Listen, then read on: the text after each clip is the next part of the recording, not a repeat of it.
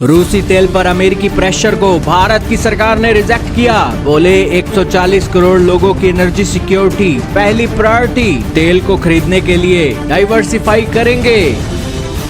जी हाँ दोस्तों, अमेरिका के राष्ट्रपति आज अमेरिका को चलाने के लिए रिस्पॉन्सिबल है, ना कि भारत को चलाने के लिए। ना तो अमेरिकी राष्ट्रपति के पास कोई अथॉरिटी है कि वो 140 करोड़ लोगों को चला सके, और इसीलिए दोस्तों उन्हें हक भी नहीं बनता है कि भारत को लेकर वो इतनी बड़े बयानबाजी करें।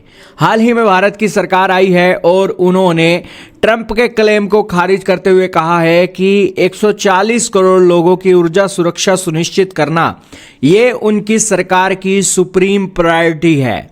उन्होंने सरकार की रणनीति का विस्तार से वर्णन करते हुए कहा कि बाजार की परिस्थितियों और बदलते अंतर्राष्ट्रीय परिदृश्यों के अनुरूप ऊर्जा स्रोतों में विविधता लाना हमारी इस रणनीति का मूल आधार है और भारत के सभी निर्णय इसी बात को ध्यान में रखकर लिए गए हैं और आगे भी लिए जाएंगे।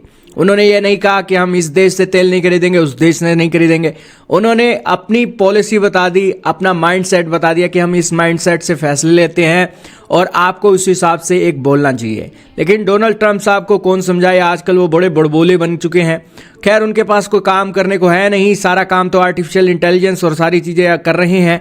तो इसलिए दोस्तों वो बैठे बिठाई ये काम कर लेते हैं, इसमें उन्हें आनंद आ जाता है और उसको लेकर भारत की सरकार भी क्लैरिटी दे देती है। हाल ही में दोस्तों अमेरिकी राष्ट्रपति के इस दावे का खंडन करते हुए एमी ने ये सारी बातें तो बोल ही दी, लेकिन साथ में ही दोस्तों भारत के जो एक मुकेश अंबानी है वो अपना एक नया गोल रख रहे हैं।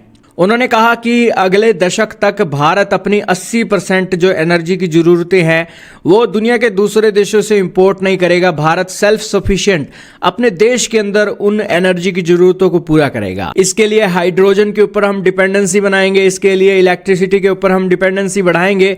और उन्होंने कहा कि नेक्स्ट डेकेड जो है वो क्रूशियल रहने वाला है और जिसके अंदर हम अपने देश की इकोनॉमी को भी बढ़ता हुआ देखेंगे और दुनिया के दूसरे देशों पर निर्भर नहीं रहेंगे। उन्होंने कहा कि आज के समय में ये एक समय की ज़रूरत है और आज हम देख रहे हैं कि दूसरे देशों से तेल लेना हमारी मजबूरी है और इसको लेकर दुनिया के तीसरे देश हम पे प्रेशर क्रिएट करते हैं और इन सारी चीज़ों को वो अच्छे से मैनेज करना सीख लेंगे। तो खैर दोस्तों, ये एक डेवलपमेंट है, आपका इसके बारे में क्या मानना है कमेंट में बताइएगा।